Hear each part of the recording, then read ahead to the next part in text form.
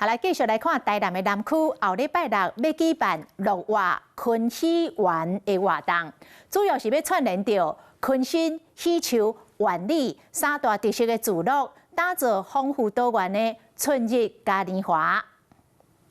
2026 6月昆喜園舉辦啟動記者會，由副市長龔林鴻、南區區長蕭秀華是昆新的地方人士，同齊宣布活動起鼓。希望講迄個昆喜園這個活動，那會當逐當主辦出來如何？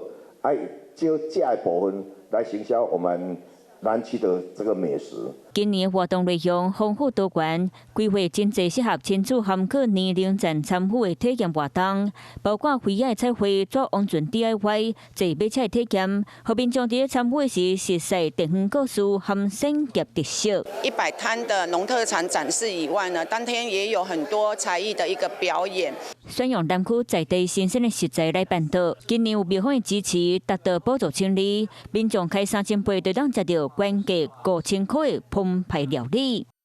Hello， 我是雷亞，想要搶先掌握最及時的新聞資訊嗎？趕快訂閱、按讚、開啟小鈴鐺，鎖定華視新聞 YouTube 頻道。